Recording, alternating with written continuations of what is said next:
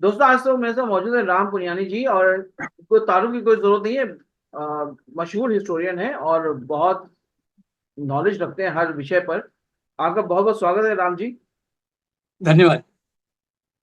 Sir, आज मुद्दा बहुत गर्म है। आजकल जो चल रहा है वो औरंगजेब का ही चल रहा है। और आप बहुत अच्छी आप उस पर लाइमलाइट आपने डाली है। बहुत सारी चीजों पे आपने बहुत सारे चीजों को क्लियर किया है। आपसे सबसे पहला क्वेश्चन यही करना चाहेंगे सर कि औरंगजेब एक क्रूर शासक या फिर आदिल बादशाह, क्या? देखिए, ये जहाँ तक क्रूर शासक का सवाल है, ज्यादातर शासक क्रूरता दिखाते थे। अब औरंगजेब के बारे में चुन के सब चीजों को जमा करके उसको एक क्रूर शासक के रूप में प्रस्तुत किया जाता है।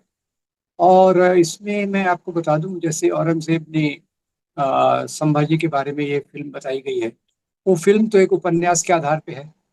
वास्तविक इतिहास के स्रोतों में हमको ये मिलता है कि जब संभाजी महाराज को औरंगजेब के जो सिपह सालार थे, एक राठौड़, उन्होंने उनको गिरफ्तार करके लाया, उनको हराया, तो औरंगजेब ने उनका मजाक उड़ाया और कहा कि भाई आप इस्लाम कबूल करो तो आपको हम माफी दे सकते हैं।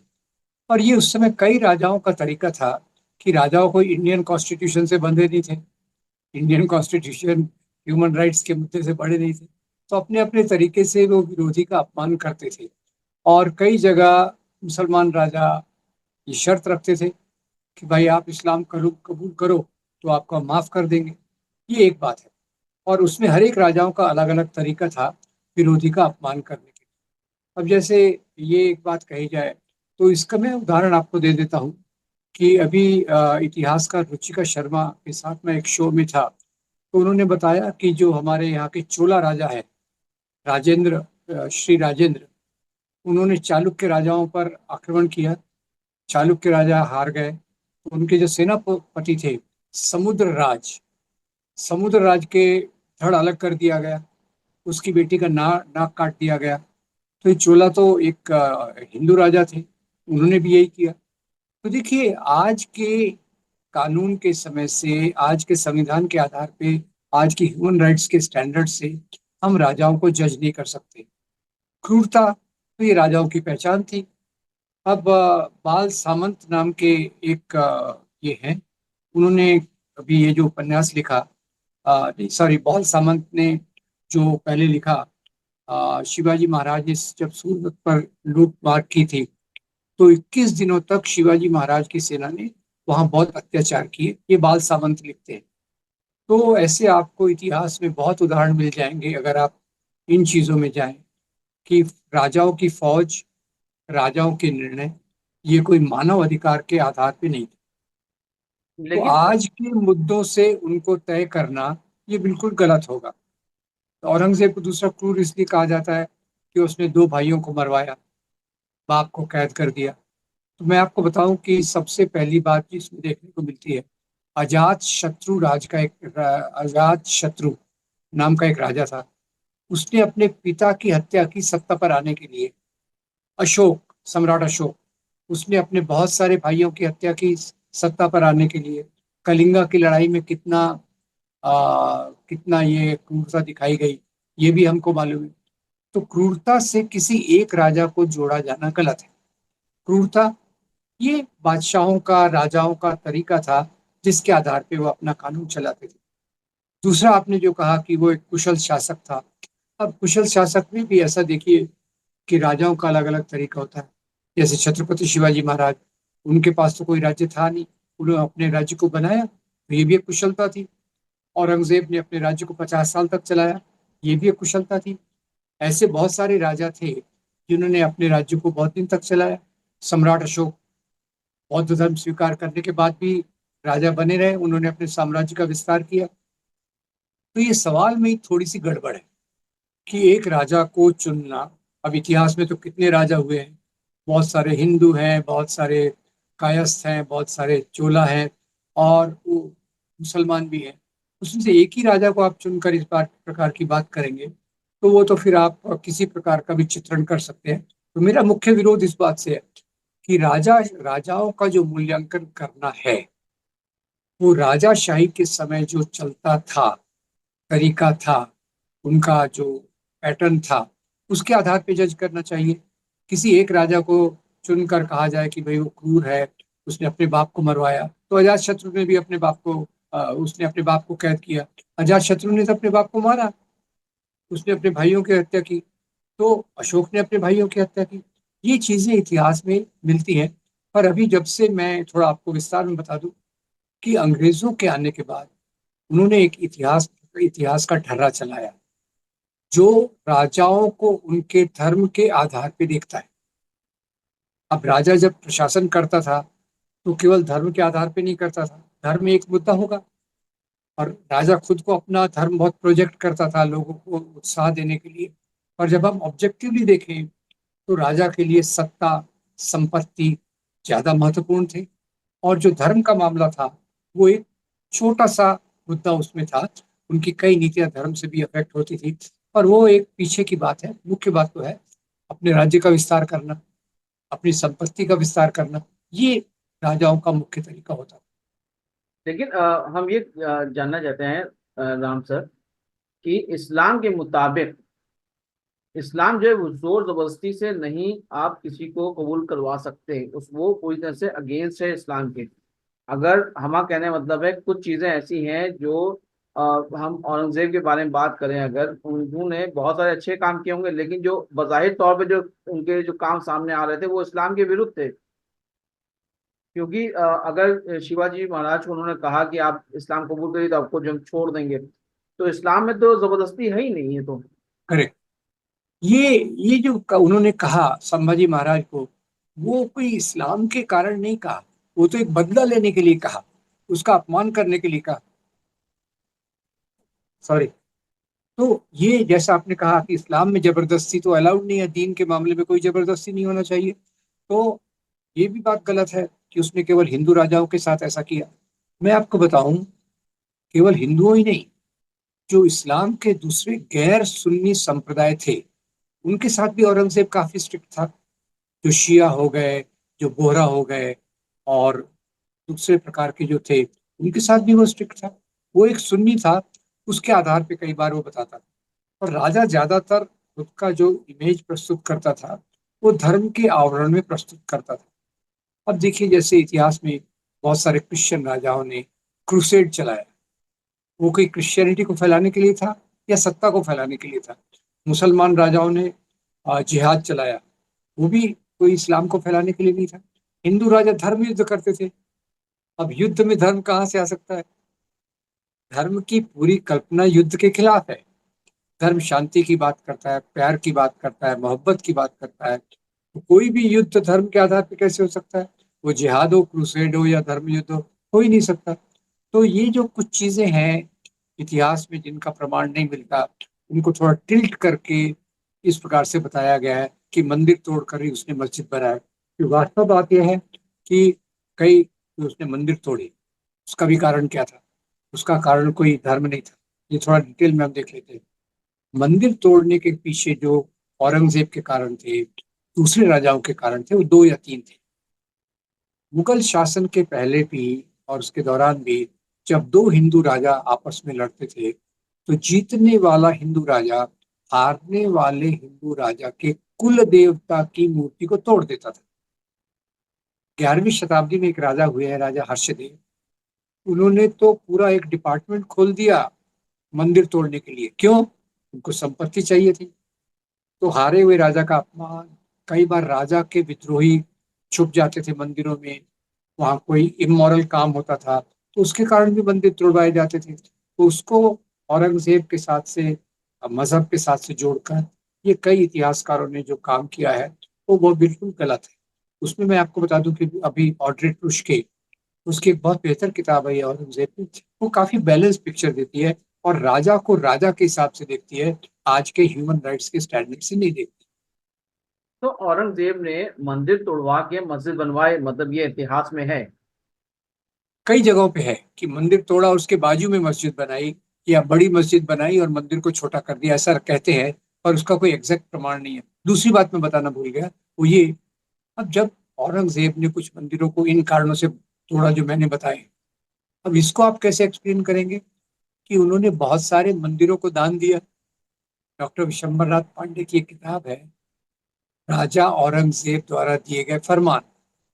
उसमें औरंगजेब के फरमान ये कहते हैं कि इस मंदिर को इतना दान दो, उस मंदिर को उतना दान दो। उसमें तीन चार मैं आपको एक उदाहरण देता हूँ। एक बालाजी का चित्रकूट का मंदिर है, गुवाहाटी में कामाख्या देवी का मंदिर है, उज्जैन में महाकालेश्वर का मंदिर है, वृंदावन में भगवान कृष्ण का मंदिर है। औरंगजेब ने इनको दान भी दिए। तो मंदिर तोड़ने को केवल मजहब से जोड़ना ये गलत है। अब उसने दान क्यों दिए? अब ये बात याद रखिए, कोई भी राजा अपनी प्रजा की भावनाओं का आदर किए बगैर राज्य नहीं कर सकता। इसलिए औरंगजेब ने अपनी प्रजा को खुश रखने के लिए कई जगह मंदिरों को दान दिया। विरोधियों से मुकाबला करने के लिए और अपने विद्रोहियों को दबाने के लिए उसने कई मंदिरों को तोड़ा भी सही। देखिए, इस्लाम में कहा गया साफ साफ कि दूसरे मजहब की इज्जत करो। राइट। आप किसी के मंदिर को या किसी के चर्च को नहीं तोड़ सकते। इसके अलावा औरंगजेब में एक और भी बात थी जो मुझे नहीं समझ आती है कि जब वो निकलते थे रास्ते से तो जितनी भी कब्रें पड़ती थी उनको वो सलाम करते जाते थे। और जिस कब्र का ये कहना, कब्र में से अगर आवाज सलाम के जवाब नहीं आया वालेकुम सलाम, तो उस कब्र को बराबर कर दिया करते थे। तो ये तो एक कुव्वत किसी में होती नहीं है, बहुत कम लोगों में होती है कि कब्र में से आपको सलाम का जवाब आ जाए। तो ये भी एक हमको लगता है ये भी वो सही चीज नहीं थी उनके अंदर। देखिए, मुझे लगता है कि अब इसमें कितनी सच्चाई है ये वर्णन में मुझे नहीं मालूम, नहीं, क्योंकि क्योंकि ये इतिहास ये का। ये इतिहास कहता है कि ये करते करते आप ख्वाजा मोइनुद्दीन चिश्ती रहमतुल्लाह अन्हु अजमेर में वहां तक पहुंच गए थे। उनकी कब्र पे भी उन्होंने 3 बार सलाम किया। चौथी मतलब तीसरी बार की कुछ देर बाद सलाम का जवाब आया उनको, वरना वो उसको भी बराबर करने वाले थे। अब देखिए, एक वैज्ञानिक सोच के आधार पे तो कब्र में से सलाम का जवाब आएगा ये मैं मानता ही नहीं हूँ। नहीं देखिए, आता, नहीं आता है, मुझको भी आया। मुझे नहीं पता। मुझे भी आया। इस इसके बारे में मैं कमेंट नहीं करूंगा, क्योंकि मैं एक जी। वैज्ञानिक सोच के हिसाब से इसको कबूल नहीं करता। कुछ होते हैं रूहानी ताकतें, होती हैं रूहानी चीजें तो हैं ये दुनिया में। और मैं बता नहीं सकता कहाँ से आया था, लेकिन आया, मुझे भी आया, ऐसी कोई बात नहीं है। खैर, एक इस चीज, बात पे मैं चर्चा नहीं करूंगा, इसको हम छोड़ देते हैं। जी एक चीज और भी है राम सर, कि इस्लाम में एक चीज और भी कही गई कि जब तुम्हारे वालिदैन जो हैं, माँ बाप जब थोड़े बूढ़े हो जाएं तो उनके ऊपर उफ भी मत करो। और यहाँ तो औरंगजेब ने अपने फादर को कैद करवा दिया था। देखिए, बिल्कुल है, पर कैद करवाया और उनकी देखभाल में कोई कमी नहीं की। लेकिन आप कैद ये तो देखिए। करवाया, कैद तो जी, करवाया। बिल्कुल। और अब कैद कराने के बाद उनको सिर्फ एक ही चीज दी गई थी खाने के लिए, और उनके रसोइये से कहा गया था एक चीज चुन लो।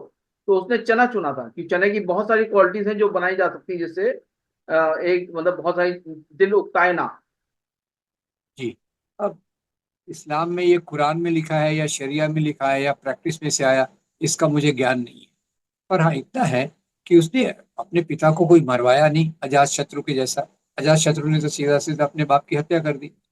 तो राजाओं को इस प्रकार से देखना थोड़ा गलत है कि वो पूरा पूरा धर्म का पालन करते थे, मैं मानता नहीं हूँ। जहां उनको उचित लगे वहां धर्म का इस्तेमाल करते थे। अब इसमें थोड़ा सा ये भी जोड़ दूं कि आजकल भी कई राजनीतिक पार्टियां हैं जो अपने सियासत के लिए धर्म का इस्तेमाल करती है, ये तो आप भी जानते हैं, और धर्म का बखूबी से इस्तेमाल करती है। तो उस समय के राजा भी एक दूसरे तरीके से, वहाँ का सिस्टम अलग था, पर वो धर्म का कभी कभी इस्तेमाल करते थे। और मुझे तो लगता है कि हर एक धर्म केवल एक ही चीज सिखाता है, वह इंसानियत। राइट। उसमें ये जो चीजें हैं कि आप ये खाओ वो नहीं खाओ, वो एक बनी कितना उसमें सच्चाई है, वो एक अलग बात है। मेरे लिए तो मजहब एक ही चीज है जो हमको इंसानियत से प्रेम करना सिखाता क्या आप इतिहासकार हैं, क्या आपको लगता है कि इतिहास पूरा बदला जा रहा है, इतिहास में बदलाव लाए जा रहे हैं, किसी को दबाया जा रहा है, किसी को उठाया जा रहा है? है। बिल्कुल बिल्कुल, ये बात मैं कह रहा था, फिर से इसको दोहराता हूँ कि जब देखिए ब्रिटिश यहाँ आए तो उन्होंने यहाँ के राजाओं पे अत्याचार किया, किसानों का टैक्स बढ़ा दिया। इसके परिणाम स्वरूप 1857 की क्रांति लड़ाई विद्रोह हुआ।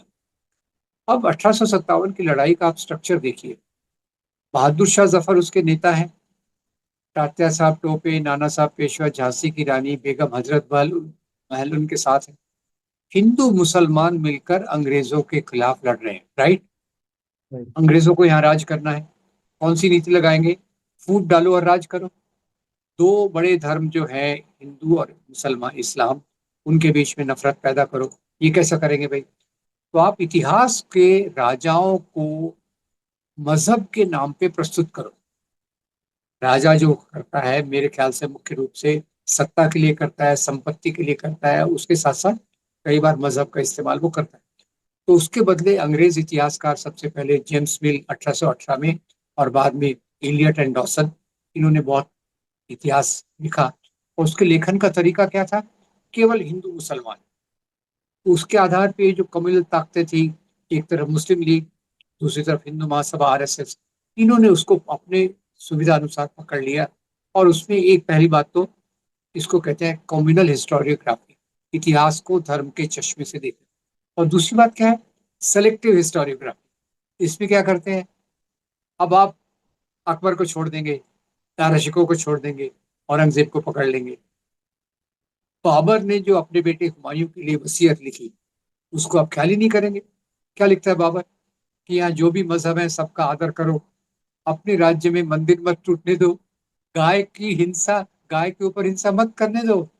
ये बाबर से लेके तो औरंगजेब तक ये रवैया चला। तो ये चीजों को नहीं देखेंगे। इसको कहते हैं सेलेक्टिव हिस्टोरियोग्राफी। यानी इतिहास में आपको दूसरे धर्म के लोगों के खिलाफ नफरत फैलाने के लिए जो चीज काम में आती है, उसको लेकर एक बड़ा ब्लो अप करो, उसको एक बड़ा चित्र दिखाओ, ताकि नफरत का पैमाना बड़ा हो।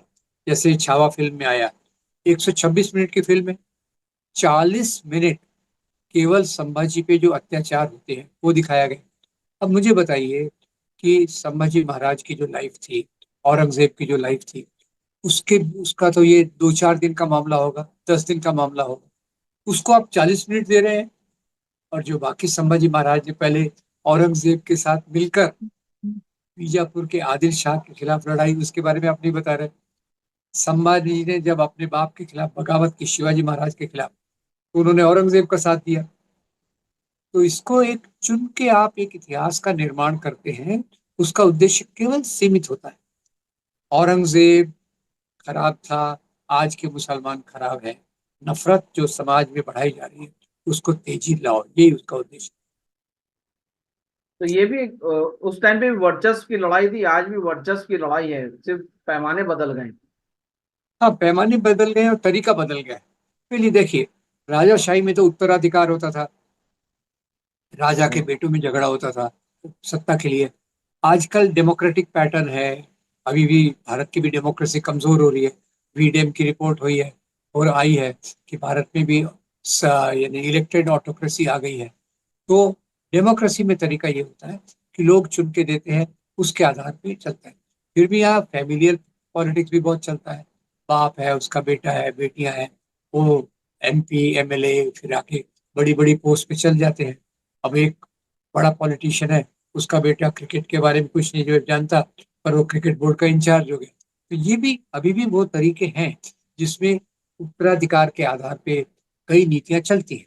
और सवाल ये है कि राजाशाही का पैटर्न अलग था, लोकशाही का पैटर्न अलग। जो दो जो सेनाएं थी, चाहे औरंगजेब की हो चाहे छत्रपति शिवाजी महाराज की हो, इनमें दोनों सेनाओं में हिंदू मुसलमान बराबर बराबर से थे।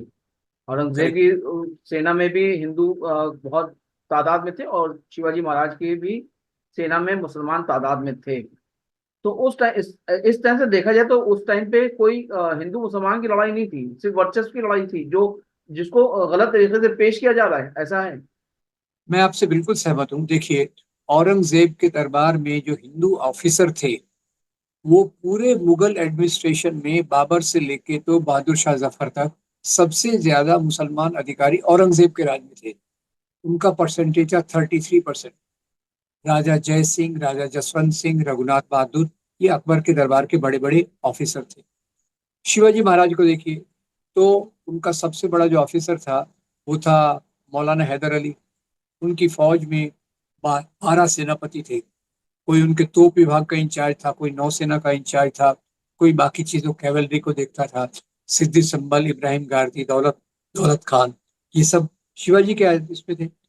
अब तो दोनों सेनाओं में हिंदू भी हैं, मुसलमान भी है। और फिर मैंने जैसे कहा सेलेक्टिव हिस्टोरियोग्राफी चुना हुआ। तो औरंगजेब भाई मुसलमान, उसकी सेना मुसलमान, शिवाजी महाराज हिंदू, उसकी सेना हिंदू। गलत है। ना इनकी सेना पूरी हिंदू है, ना उनकी सेना पूरी मुसलमान है। इसमें एक उदाहरण ऐड कर दूं अगर आप परमिट करें तो। अकबर और राणा प्रताप की लड़ाई। राणा प्रताप को बताया जाता है। अब अकबर की सेना का जो सेनापति था वो था राजा मान सिंह। नहीं। और राणा प्रताप के दो बड़े सेनापति थे। एक का नाम था राम सिंह, दूसरे का नाम था हकीम कानसूर। तो इसमें मजहब कहाँ से आया? दोनों सेनाओं में दोनों प्रकार के लोग हैं, और हम उसको एक चुन के हिंदू बनाम मुसलमान का नैरेटिव जब वो बढ़ा देते हैं, जिससे समाज में चलने वाली नफरत पहले से मजबूत हो जाती है। तो राम सर, हमको ऐसा लगता होगा कि शिवाजी महाराज की रूह और औरंगजेब की रूह दोनों पर बैठ के हम लोगों पर हंसती होगी इस तरह से जब लौटते देखती होगी। सही कहा आपने। मैंने एक बार इमेजिनरी कहानी ऐसी बनाई थी कि आप किसी मुसलमान राजा का इंटरव्यू ले रहे हो काल्पनिक तौर से, और बोलेंगे भाई महमूद गजनवी, तुमने सोमनाथ का मंदिर तोड़ा, हम्म। कितना अच्छा किया। तुमने हिंदू धर्म का अपमान किया। तो हंस के बोलेगा मेरे को हिंदू धर्म से क्या लेना, मेरे को इस्लाम से क्या लेना, मेरे को तो वहां 151 करोड़ की संपत्ति लूट के लानी थी। तो वो राजा लोग आज हम पे हंस रहे होंगे कि कैसे हम उनको पूरा समझ नहीं रहे और उनके नाम पे आज लड़ रहे हैं। 400 साल बाद, 500 साल बाद आगे देखने के बदले पीछे देख रहे हैं। जी। तो चलिए, राम सर, आज आपसे मतलब मुलाकात हुई, बड़ा अच्छा लगा। और मुझे भी। बहुत बहुत अच्छी बातचीत हमको लगा आपसे, आपके साथ हुई है। और हेल्दी बातचीत, लोगों को अच्छा लगेगा आपसे बातचीत, जो और सुनेंगे वो लोग। उनसे बात करने का आपका बहुत बहुत शुक्रिया। शुक्रिया।